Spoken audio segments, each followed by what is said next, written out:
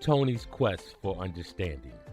Written, narrated, and illustrated by Jay Tee Wilcoxson. In the walls of a suburban home lived a colony of black ants.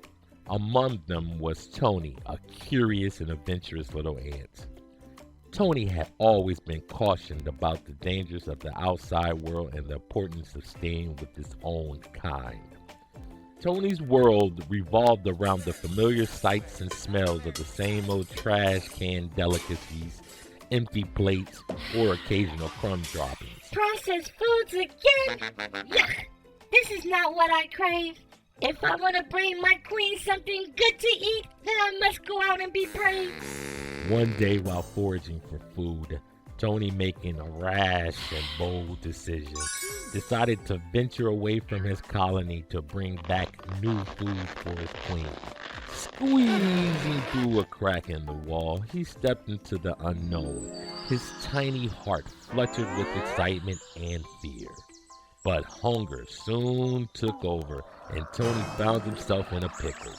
No crumbs, no trash can in sight. I'm hungry. What's there to eat? I have no clue. I've come too far to go back now. What should I do? Determined to find something tasty, unaware of being watched this whole time by an old carpenter ant named Mr. Carpenter. Tony was scared and ran and hid. Mr. Carpenter said to Tony, "Hello, sir. How do you do? No reason to fear. I'm an ant just like you." Still hesitant, Mr. Carpenter reassured Tony that they were alike in so many ways, sharing the love of sweet things and the desire to protect the garden by keeping it healthy and clean for all to enjoy. This encounter opened Tony's eyes to the realization that differences in appearances do not equate to the differences in heart.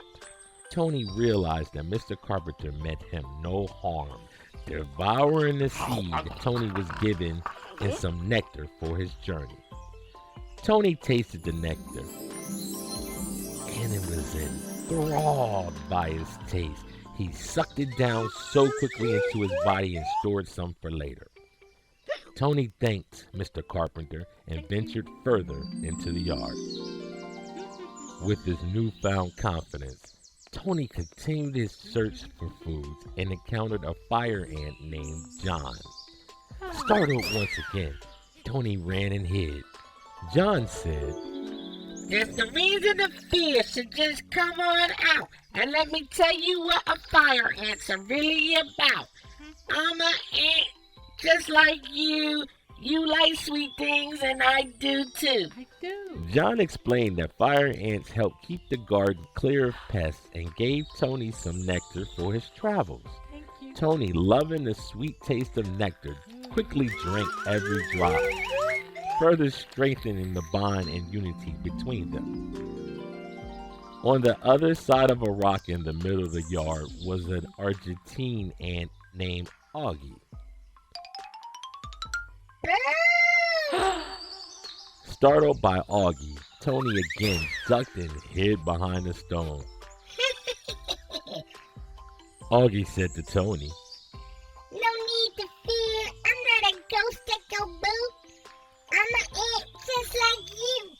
Really? There's a whole world out here to be discovered, but you can't see it if you stay hidden and covered. I eat bugs who feed on the wheat, and just like you, I love me some sweets." Augie hands Tony some nectar. Tony sucks it up with a straw, and all you heard next was a loud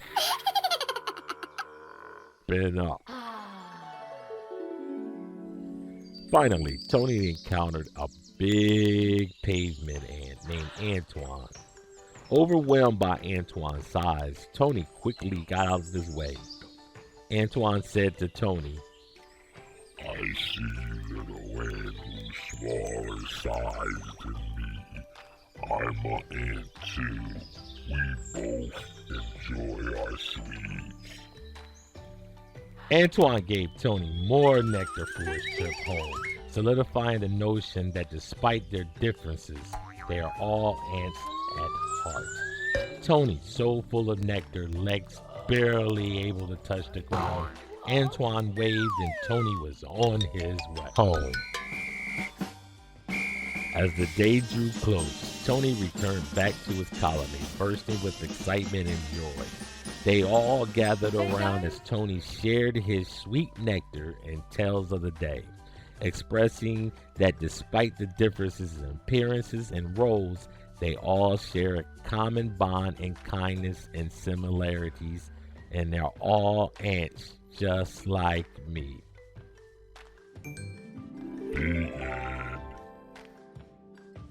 If you like this story, I'm sure you'll like others on this channel. Subscribe, like, share, and hit the bell to receive the latest notifications to all the latest stories from P.A.G.E.S. Great children entertainment for free. It's the genius.